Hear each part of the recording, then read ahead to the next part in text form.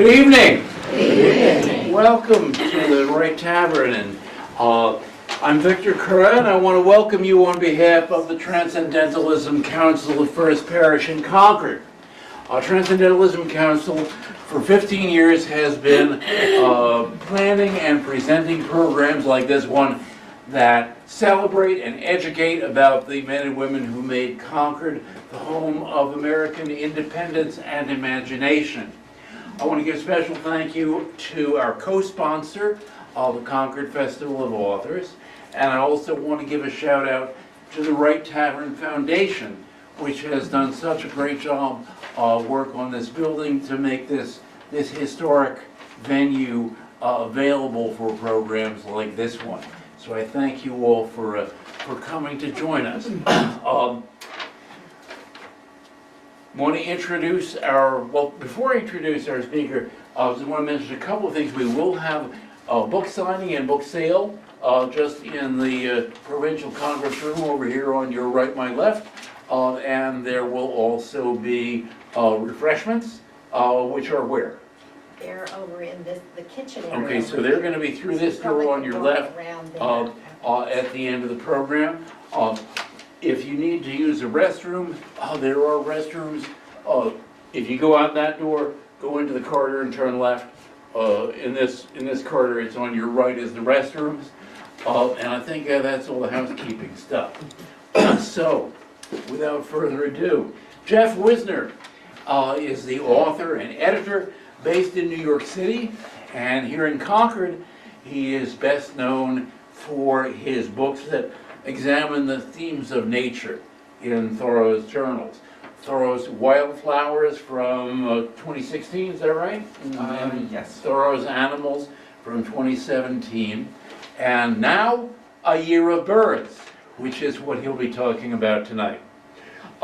Geoff is originally from the Finger Lakes region in upstate New York. That's an area that I know and love. I went to college up there. And I have a niece who lives there. And she is an artist, and she is known for her landscape painting. And I think something about that place really attunes people to the beauty of nature. And in his books, Geoff helps us to see that beauty of nature through Thoreau's eyes. His books and his essays and book reviews, rather, have been published in a number of periodicals, including the African Review of Books, Boston Book Review, Boston Globe, the Christian Science Monitor, the New York Times, and many others. He earned a degree in English and American Literature from Harvard, and he currently serves on the board of directors of the Thoreau Society. So please join me in welcoming Geoff Wisner.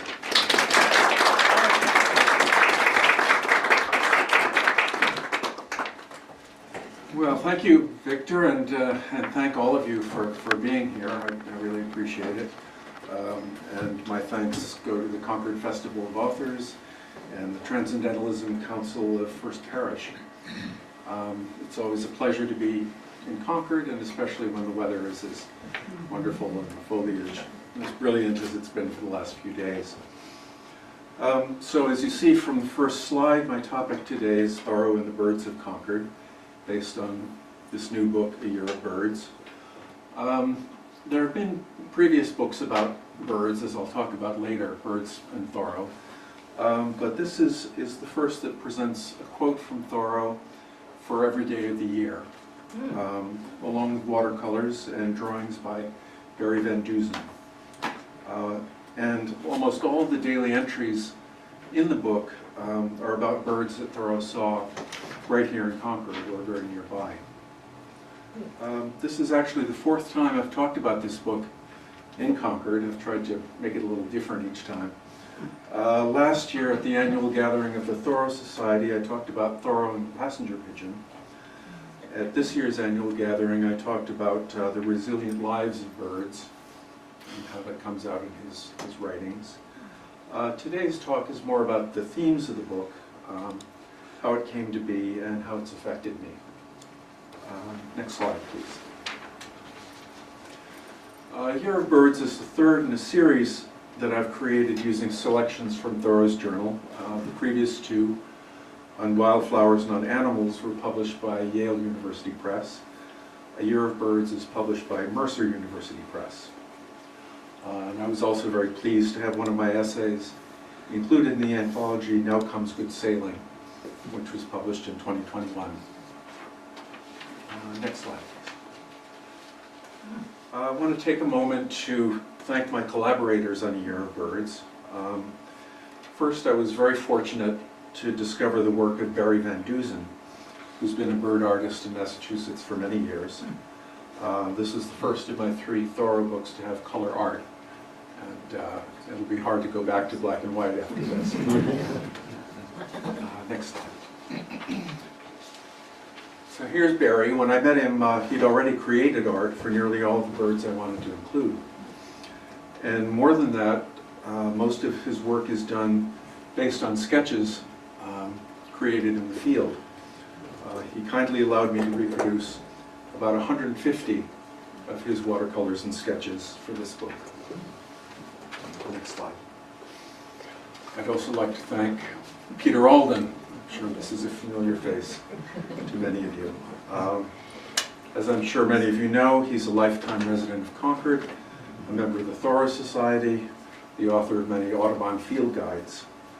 I started coming to the annual gathering in 2015, basically to curry favor with the Thoreau Society because I had my first Thoreau book coming out. So since then I've gone out on many early morning bird walks with Peter and others, and he was kind enough to write a foreword for this book, and I encouraged him, nudged him to make it a kind of mini memoir. So in it he describes his roots in Concord and how he became a birder and a world traveler.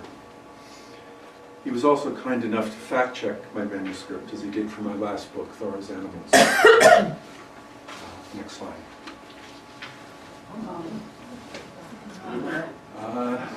So, if you read the acknowledgments in books, the author often thanks someone for saving them from blunders in the writing and editing process. But they don't usually tell you what the blunders were. So I wanted to tell you one of mine. In 1851, Thoreau wrote, "Saw a cormorant play with its fishy prey as a cat with a mouse. 8 times let it go and dive after it again." I thought this was pretty interesting, and I chose it as the entry for June 11th. Peter, going over the manuscript, questioned whether Thoreau would have seen a cormorant in Concord. So I went back and checked the journal, and I realized that Thoreau had been reading Darwin's book about his journey on the Beagle, and Thoreau was recording something that Darwin saw in the Falkland Islands. So, unhappily, it is not in the book. Next slide, please. I'd also like to thank Mark Jolly, the publisher of Mercer University Press. He introduced himself to me a couple of years ago at the annual gathering and made the book possible. He and his team at Mercer, I think, designed and edited this book as well as I could have hoped. I'm very pleased with the way it looks. I'd like to start by talking about Thoreau as a writer. My appreciation of him really started in college. Like I think a lot of people, the first time I was exposed to Thoreau, I wasn't all that impressed. I tried reading Walden on my own in high school, and I was put off by what seemed to be the soapbox quality, the preachiness of it. Next slide. Then I took a course on the writers of the American Renaissance from this man, Professor Joel Porte. And from him, I got the mind-blowing information that there were jokes in Walden. Not only that, there were dirty jokes in Walden. Next. These are generally bathroom jokes rather than sexual jokes. For instance, Thoreau admits that he was a kind of squatter on Emerson's land, but he writes, "I considered that I enhanced the value of the land by squatting." So So once I realized that Thoreau had a sense of humor, including a sense of humor about himself, it opened up his work to me in a new way. Next.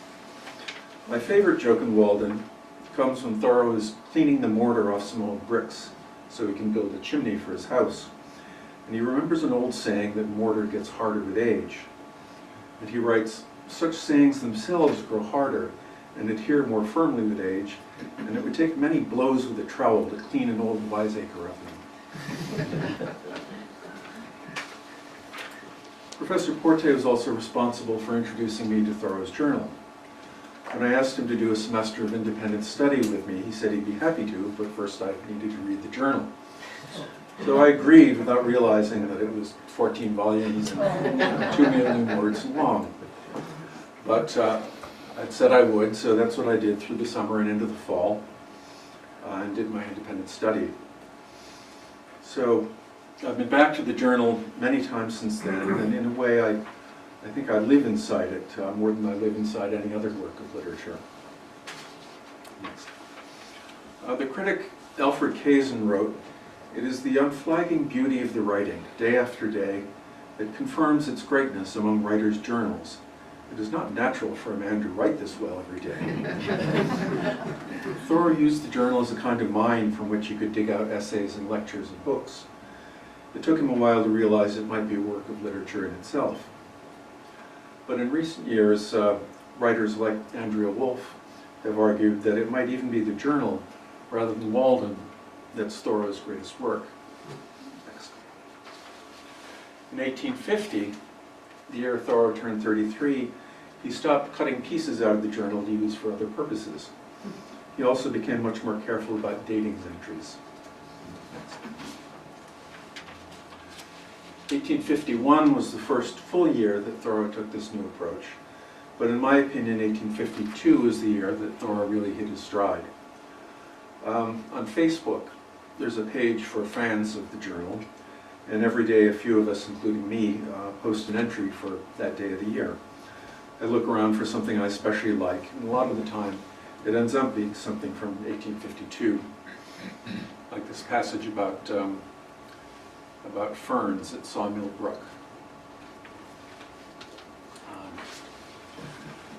The conventional wisdom used to be that Thoreau's journal became drier and more scientific over the years. The transcendental dreams were replaced by tables of blooming times like this one and measurements of tree rings. And some have even said that in his later years, Thoreau was no longer a transcendentalist. Next. But in my opinion, he never stopped being a transcendentalist. That is, to use my rough definition, someone who sees and feels the connections between the life of a person, the life of nature, and the life of the spirit. As he learned more and more about plants, birds, animals, the weather, and so on, I'd say that he replaced what Emerson called sleepy generalities about the world with more precise and beautiful examples. Thoreau speculates here that snow buntings might eat the spiders that are sometimes seen on the snow in winter. They sport over these broad meadows of ice this pleasant winter day. The spiders lie torpid and plain to see on the snow, and if it is they that they are after, they never know what kills them. As it turns out, Thoreau was right. Snow buntings will eat insects and spiders as well as seeds. Next. The turn of the seasons was exceptionally important to him. And when you arrange his journal entries by the day of the year, that becomes very clear. That's the method I used for all three of the books I've done so far. As the seasons turn, living things are born, they grow, they die, and they come back. Sometimes they come back by migrating or by producing a new generation, or they may come back the way a tree does when it puts out new leaves after appearing to be dead all winter. And birds, although they might seem small and delicate, were resilient against all kinds of threats and pressures, including winter. In December 1855, Thoreau celebrates this quality, writing about redpolls. Standing there, though, in this bare November landscape, I am reminded of the incredible phenomenon of small birds in winter. Next. Anticipation is one of the most important themes in the journal. Thoreau believed in a kind of creative visualization. In order to find something, you had to imagine the thing you were looking for before you set out. This required a kind of faith, and it worked best when you were aligned with the spirit of nature. And the same thing applied to the seasons. Here's what he wrote about the meadowlark, which was a common bird in Concord in his day. Thoreau writes, "A few weeks ago, before the birds had come, there came to my mind in the night the twittering sound of birds. Expectation may amount to prophecy." Birds were naturally one of the seasonal phenomena he was interested in. He proposed several times that they actively caused the seasons to revolve. Here, for instance, he says, "I heard the hasty shuffling as if frightened note of a robin from a dense birch wood, and so they fetch the year about." Thoreau looked out for the first new birds of the spring. And for us that might mean the American robin, but for him he more often looked for the eastern bluebird or the northern flicker, which he usually called the pigeon woodpecker. In March 1858 he wrote, "Ah, there is the note of the first flicker. So the flicker dashes through the aisles of the grove, throws up a window here, and cackles out it." Next. "It makes its voice ring upstairs and downstairs, and so, as it were, fits it for its habitation and ours, and takes possession. It is as good as a housewarming to all nature." So one of the challenges of this book was figuring out what birds Thoreau was actually talking about. For instance, what Thoreau called a hen hawk was usually a red-tailed hawk, sometimes a red-shouldered hawk. The fish hawk was an osprey. The frog hawk was a northern harrier. The cherry bird was a cedar waxwing, and the huckleberry bird was a field sparrow. A myrtle bird was a yellow-rumped warbler. He called the ruffed grouse a partridge, and he called the bobwhite a quail. So this is a list of 56 names that Thoreau used for different birds, and the common names that we would call them.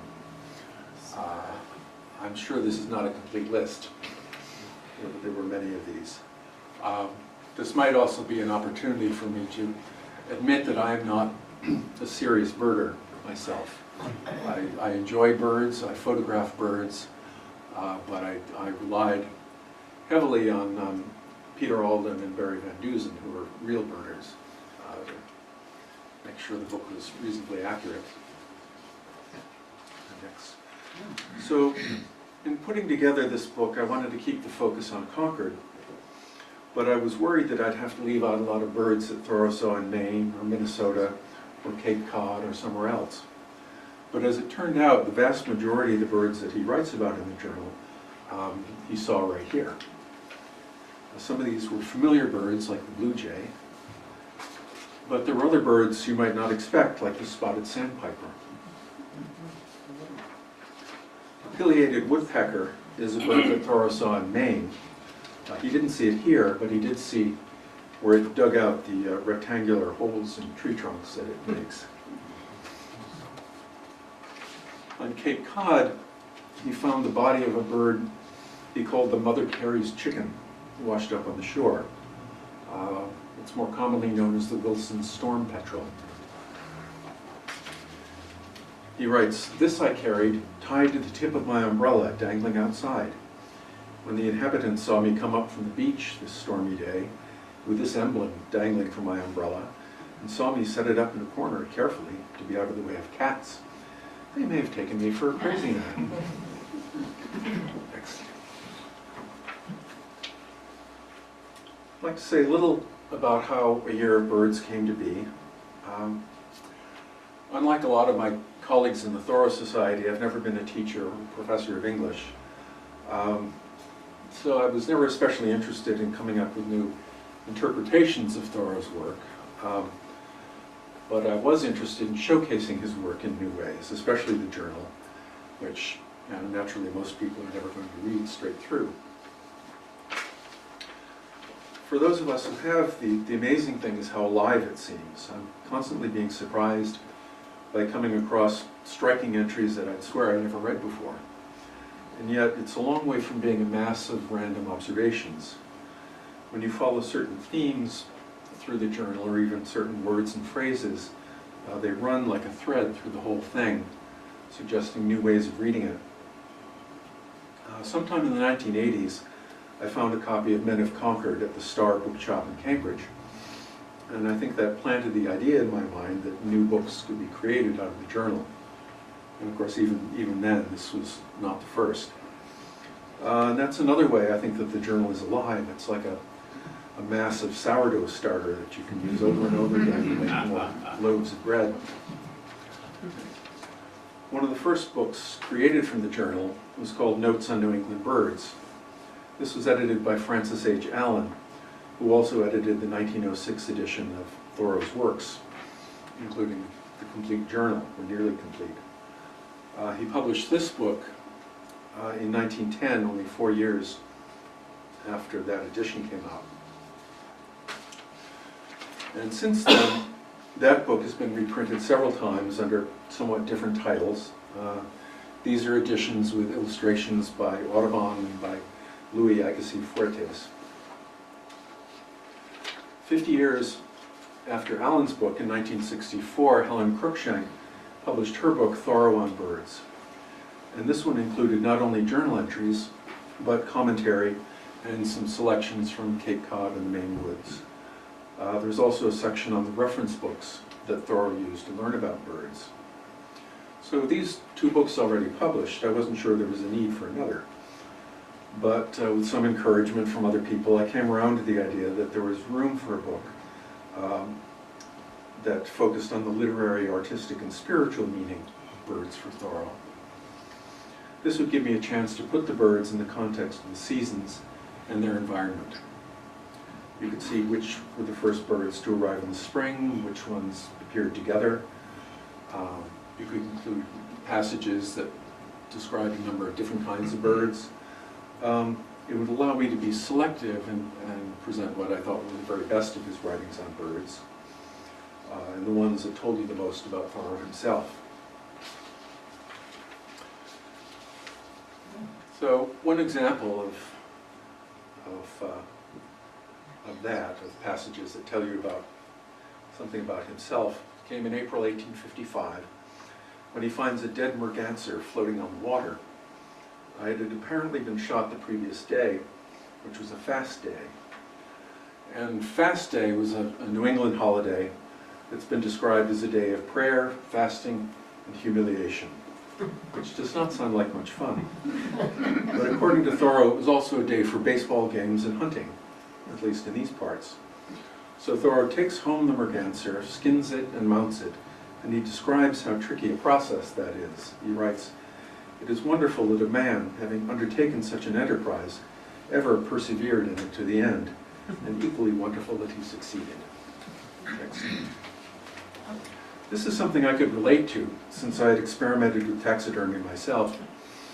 When I was 13 or so, I found a dead but fresh-looking woodchuck by the side of the road and brought it home. My long-suffering parents let me skin it on the ping pong table in the basement. I turned it inside out, rubbed the skin with salt and borax, then fitted over a form I made out of cotton batting. I posed the stuffed woodchuck standing up in its hind legs. My brother John said it looked like it was waiting for a streetcar. This isn't my woodchuck, but it'll give you the idea. Next. One of the frustrating things about the journal is that there's no really satisfactory edition of it. The 1906 edition is a great achievement, especially considering how hard it can be to decipher Thoreau's handwriting. And it's still the only complete, or nearly complete, edition in existence. But by today's standards, the 1906 edition goes too far in tidying up Thoreau's prose. Next. The Princeton edition of the journal goes in the opposite direction, seeking to present the text just as Thoreau wrote it, so every misspelling and slip of the pen is preserved. Volume 1 appeared in 1981, and Volume 8 came out in 2002, but about half the journal has not yet been published in book form. We have transcripts for the remaining text, but not printed books. So to create A Year of Birds, I started with the 1906 edition for a few reasons. One, it's complete. Two, there's a searchable PDF of the whole thing available online, and I thank Ray Angelo for that. And third, it's in the public domain. So I chose the passages that I wanted to use, and then went back and compared the text to the Princeton edition. So then I adjusted the text so it was closer to the way Thoreau wrote it, but without keeping any of the obvious errors. Next. So that meant taking out a lot of the commas and semicolons that were added in 1906 and putting back many of the dashes that Thoreau used. I put the paragraph breaks back the way Thoreau had them, and I restored some sentence fragments that the editors in 1906 had combined with other sentence fragments to create complete sentences, as they thought was proper. Thoreau's spelling was sometimes inconsistent, but I often found he used what we think of as American spellings, where his 1906 editors preferred traditional English spellings. So for instance, Thoreau spelled gray with an A, while his editors changed it to an E. But when you made these adjustments, and here's the 1906 edition and my adjusted text, when you make the adjustments, you get what I think is a clean, readable text that moves faster and seems more American than the 1906 edition. And I'd love it if the whole journal could be edited and published that way, but I'm not sure it will ever happen. Life is too short, and it's not a project I'm willing to take on myself, or one that I think many publishers would take on. Next. Finally, I'd like to say something about how working on this book has changed me. I live at the northern end of Manhattan, where there's always some background noise. When the pandemic started and people were staying at home, it suddenly got a lot quieter, except for the occasional ambulance siren. Like a lot of people, I suddenly noticed the sound of the birds. And like a lot of people, I started spending more time watching birds and photographing them. So here's my own photo of a catbird. It has become one of my favorites. Next. I began taking walks in my local park pretty much every day, usually first thing in the morning. I began taking pictures with my phone, but after a few months I got a real camera, which was the first one I'd owned in many years, that would allow me to zoom in so I could see details like the pale blue ring around the eye of the mourning dove. Next. And the green patch on the face of a great egret during mating season.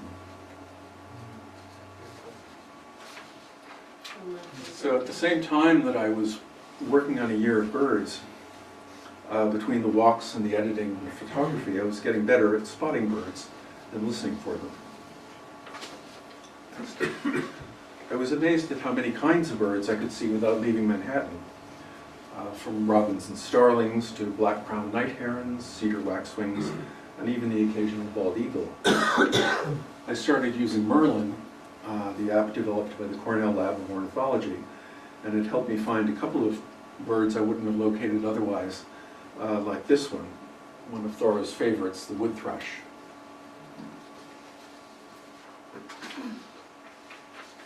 So in the last few years, I've been amazed at how much I've gained by my involvement in Thoreau's writing and the Thoreau Society. It's helped me make some good friends, and it's taken me so far to conferences in Portugal, Iceland, Sweden, and Norway. So I'm hoping that this book will turn people who love birds into people who love Thoreau as well, and enrich their lives in the way that it's enriched mine. Thank you very much.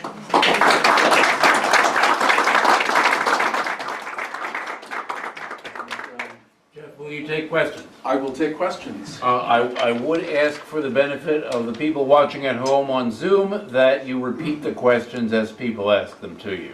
Got it. Yes. How did you translate Thoreau's nomenclature, names of the birds, to the names that we use today? Okay, the question is how I translated Thoreau's bird names to the ones we use today. I relied partly on the 1906, the editors of the 1906 edition. because the official editor was Bradford Torrey, who was an ornithologist. So he and Francis Allen, who was not too bad with birds either, they did a pretty good job at explaining in the index and sometimes in footnotes what the bird was that Thoreau was talking about. That's the main way I did it. Were the names developed by Thoreau, or did somebody else, did he take them from somebody else? No, in most you repeat cases the question? these were, yeah, sorry. Yeah, the question is, were these names developed by Thoreau himself? No, in most cases these were just common names of the period that people used. Yes? Did he mention much about their singing, their song? Yeah, the question is, did he write much about the songs of birds? Yes, absolutely. He kind of tries to render some of the songs, in words. Like the song of the red-winged blackbird, he writes as either babalee or sometimes gurgly. But yeah, he sometimes writes out these elaborate kind of renditions of the songs, and some of them are in the book. Yes, in back. I'm wondering how many birds he actually saw during birding season, I'm assuming spring to fall, and how many of those were simply migrating through? Repeat the Yeah, the question. question, right. The question is about how many kinds of birds Thoreau saw and how many were simply migrating through. I think that goes beyond my bird expertise. Yeah, some of them were certainly migrants. In general, I'd say that he identified well over 100 species of birds in Concord. Some were year-round residents, and some were not. The Canada goose, which is a year-round resident now, was not in his day. And there were fewer of them because people shot at them. And in his calendar, he recorded the dates of the arrival and departure of the migratory birds as well. Yes, which and those, the birds whose arrivals he recorded included things like the northern flicker, the bluebird, many others, and the geese. Yes? Yes, I have a question about birds and the birds that existed during Thoreau's time versus now. Or is there Yeah. any that are not there that he would write about that don't come from Massachusetts anymore? Or any new birds that do now show up? Yeah, that's, thank you. It's a good question. The question is about what birds did Thoreau see that we wouldn't see here today. There were some that disappeared, partly because the landscape has changed. In Thoreau's day, there was actually a lot less woodland here than there is now. There was more farmland, so more meadows, open land. So, for instance, meadowlarks and bobolinks, which like fields, are pretty much absent now. And now Peter, in his foreword to the book, goes into some detail about what was here then that is not here now. There are other birds too that Thoreau didn't see that we have now. For instance, the northern cardinal. When you saw a red bird, it would be a scarlet tanager. You never saw cardinals here. And that may be partly because it's now, the cardinal is a southern bird, and it's now warmer here. Peter Alden believes it has more to do with bird feeders, that people are feeding them to some extent. That's definitely. The mockingbird is another that Thoreau didn't see. Yes. Were there any specific, like archival documents that you used from Concord, like through the library or something like that for the book? Yeah, the question is, did I consult archival documents for the book? No, not really. I was basically just working with the 1906 and Princeton editions of the journal, and getting some advice from people who knew better. Oh, I loved your talk. You said that you thought Thoreau was still a transcendentalist, and I was wondering, in terms of birds, what do you think he thought were the spiritual significance of birds? And I had another more specific question about, you mentioned that he loves the wood thrush. What was it about the wood thrush that Thoreau particularly loved? Yeah, the question is about the spiritual significance of different birds for Thoreau, and the songs of birds like the wood thrush and their meaning to him. He sometimes identified with certain birds, as he identified with fish and other creatures in different places. And he talks about sort of two hawks beating through the air together, and asks himself, where is my, where is my partner? Where is my fellow hawk? The bluebird was one that he got very rhapsodical about, almost too much to my taste. Refers to it as his serene birdship and so on, and went on in great length about the beauty of the song. I think that had a lot to do with the bluebird as a sign of the return of spring, which is a kind of resurrection to him. There are other birds that didn't inspire him so much, like the shrike. He found that the idea of the shrike sort of attacking other birds or mice and then hanging their bodies on thorns was just unbird-like. Wrong in his opinion. Oh boy. We have a question from online. Oh, sure. Just someone's interested to know what inspired you to start writing these Thoreau books. Yeah, I think what inspired me was, question is what inspired me to start creating these books based on the journal. They were books that I would like to have had myself, and much as I love the journal as a whole, there are a lot of connections and themes that you only see when you're selective about it. So, it was material that I really wanted to work with, and it's material that I wanted to showcase for other people. I thought there were kind of beautiful, smaller books hidden inside the journal that people should get to see. And I'm not done. There's more that I'd like to do. Yes? May I ask you, as you have read all the journal, is there any place at his time that Thoreau describes how much more free are the birds compared to the human beings?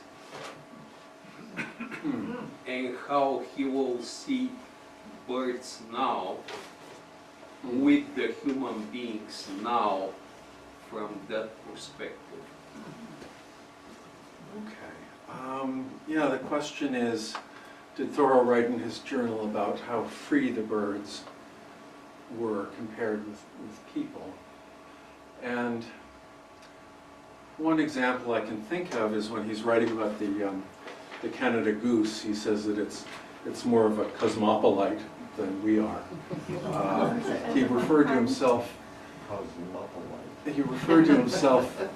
sometimes as having been nailed down to this place, to Concord, by his lack of money, and that if he'd had other resources, he might have been leading a completely different life, as a sheep herder in Labrador, or fishermen, I don't know, off Cape Cod, or any number of other examples. But he talks about the Canada goose as a great traveler. You know, just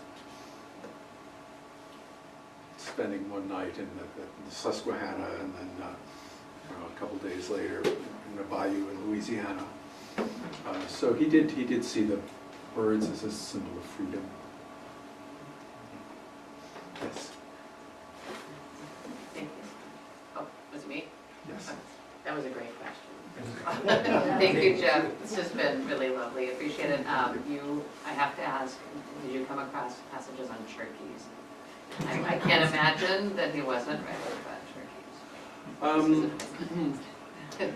Yeah, question is, were there passages about turkeys? Wild turkeys? No, I don't think so. I think they were all hunted out from Concord at that time, like the deer, which you never saw here. Domestic turkeys are mentioned. If any of you knows otherwise, say so. But I don't remember wild turkeys here at any rate. Yes. One more question, because I'm pretty new to Concord, and I want to thank you for putting this book together, because I didn't even know about Henry David Thoreau until a little bit ago, and found myself feeling very overwhelmed with a sense of love and like completeness of why I'm in this area. And he was an abolitionist. Absolutely. And as somebody who is here for a time right now, I was going to ask about the wild turkey, or want to know about his experience in seeing the birds, and as this gentleman mentioned, like in the freedom that came with just being able to fly. Mm-hmm. You know, it's the flight. It's the matter of flight, and the being able to spread yourself spiritually, your wings, instead of feeling that tightness, or that religion, or the church of the presentation of how Europeans presented Jesus, you know, that was felt constrictive. There was another author in this area said, Thoreau said God was wild, and he enjoyed the wilderness, and it seems like he loved woodchucks, and I had a fascination for groundhogs. My goodness. But as an abolitionist, to narrow it out, how did he express himself in nature? Okay, that's a hard question to summarize, but it's about Thoreau and his abolitionist convictions, and how that related to his observations of birds and other animals. Yeah, it would seem kind of natural that he would contrast the freedom of birds with the state of people in bondage.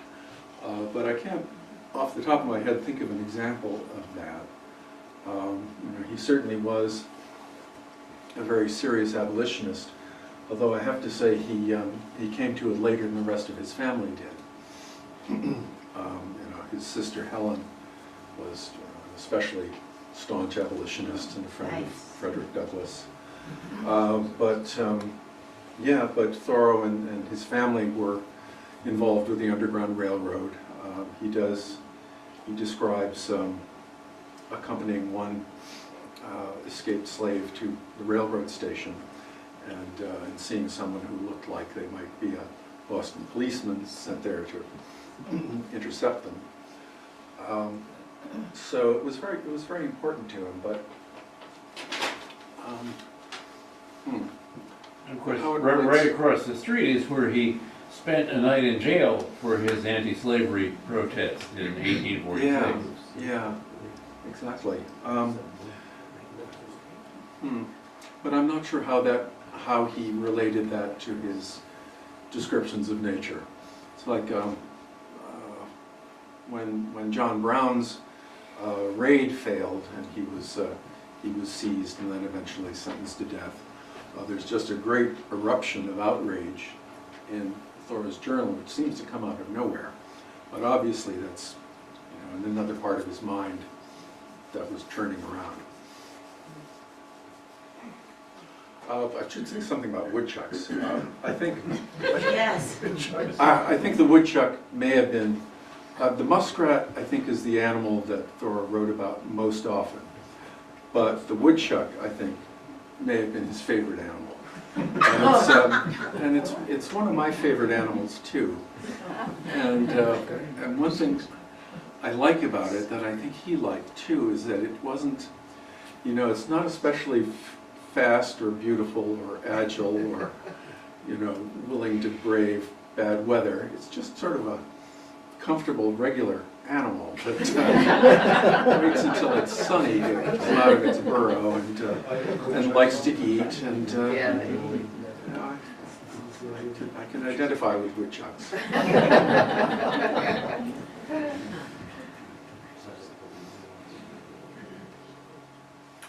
Well, I thank you very much, Thank Jeff.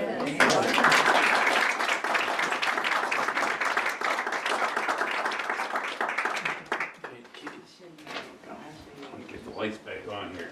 And I thank you all for coming this evening. I want to let you know that the Transcendentalism Council has another event coming up soon. Tuesday, November 19th at 7 p.m. right next door at the First Parish. Richard Higgins, Concord's own Richard Higgins, will be speaking about his new book, Thoreau's God.